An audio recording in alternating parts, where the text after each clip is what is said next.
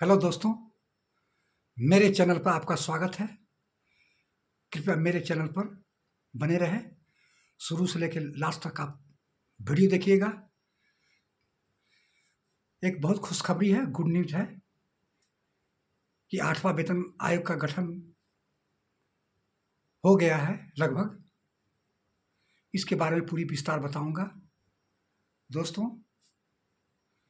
शुरू से लेकर लास्ट तक आप वीडियो देखिएगा, अधूरा मत देखिएगा और प्रेस आइकन पर बटन दबाइएगा। ज़्यादा लाइक कीजिएगा, सब्सक्राइब कीजिएगा, अपने दोस्तों के साथ शेयर कीजिएगा। तो दोस्तों, अब शुरू करने जा रहा हूँ। मेरे प्यारे दोस्तों, 8वीं वेतन आयोग का गठन हो गया है। 35 जो सदस्य था, एलडीसी यूडीसी जितने भी सिविल स्टाफ था वो भर्ती हो गया है। और उसके बाद अपर सचिव था रैंक अधिकारी, उसका भी भर्ती कर लिया गया है। तो लगभग आपको 100 में 80% हो चुका है। ये डीओपीटी का काम है, डिपार्ट ऑफ पर्सनल ट्रेनिंग।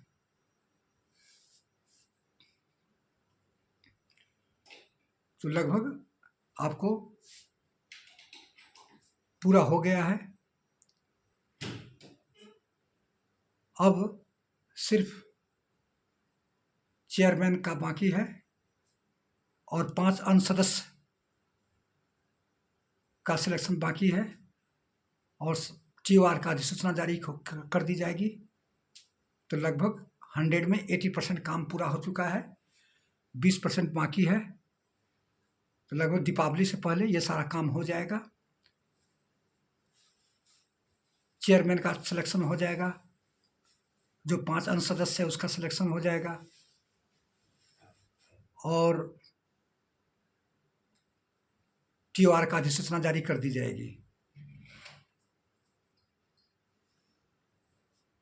तो दोस्तों, ये थी जानकारी कि क्यों नहीं हम अपने दोस्तों को ये जानकारी दे दें।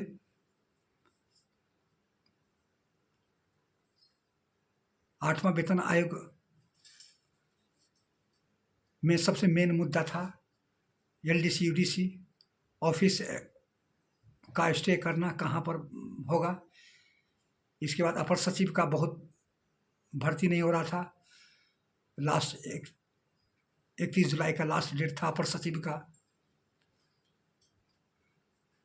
तो इस कारण से देरी हो रही थी और ये डिपार्ट ऑफ डीओपीटी का काम होता है। जितने भी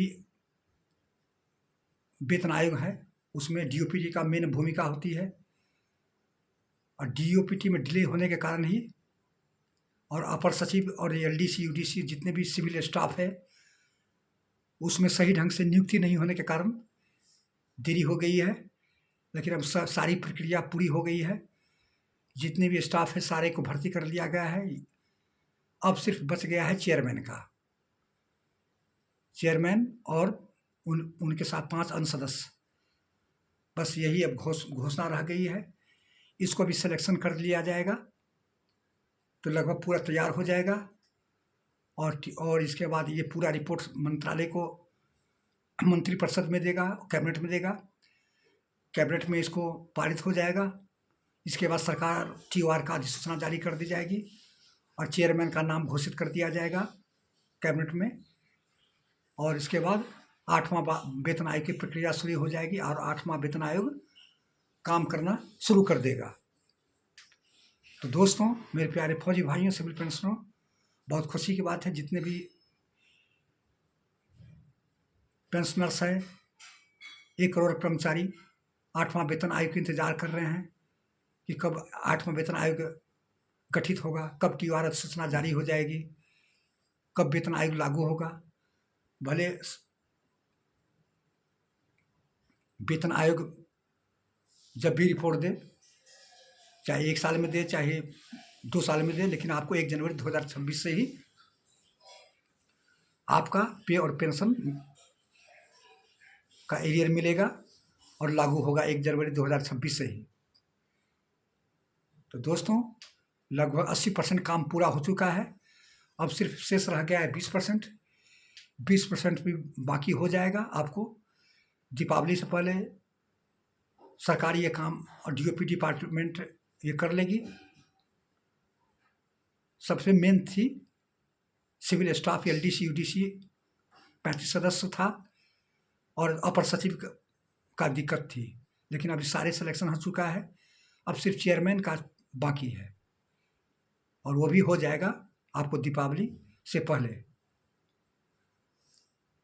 तो दोस्तों कैसा लगा लाइक कीजिएगा, सब्सक्राइब कीजिएगा, कमेंट कीजिएगा।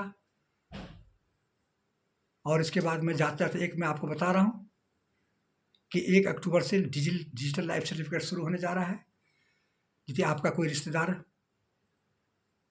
या कोई रिश्ते में दादा है, ताऊ है, भाई है, जो भी है, आपके पिताजी है, उनको आप बोल दीजिएगा कि 1 अक्टूबर से जो 80 साल से ज़्यादा उम्र के है उसका डिजिटल लाइफ सर्टिफिकेट शुरू हो जा रहा है और 80 साल से नीचे वाले का लाइफ सर्टिफिकेट आपको 1 नवंबर से शुरू हो जाएगा। तो दोस्तों इसलिए हर एक सारे वीडियो में मैं ये सर्टिफिकेट का डिजिटल लाइफ सर्टिफिकेट का चर्चा कर रहा हूँ। यदि डिजिटल लाइफ सर्टिफिकेट यदि आप समय पर यदि नहीं आप सबमिट कीजिएगा तो दिक्कत आ जाएगी, फिर इसके बाद आपको पेंशन मिलना बंद हो जाएगा। तो इसलिए साल में एक बार ये महापर्व होता है पेंशनर लोगों को, सोच लीजिए। इसलिए समय पर आप डिजिटल लाइफ सर्टिफिकेट जमा कर दीजिएगा ताकि सुचारू ढंग से आपका पेंशन में कोई दिक्कत नहीं आएगी और समय पर हमेशा मिलता रहेगा, नहीं तो दिक्कत आ जाती है। दोस्तों ये थी सूचना कि क्यों नहीं हम अपने प्यारे दोस्तों को ये सूचना दे दें डिजिटल लाइफ सर्टिफिकेट का। तो दोस्तों ये थी जानकारी। जय हिंद, जय भारत, थैंक यू।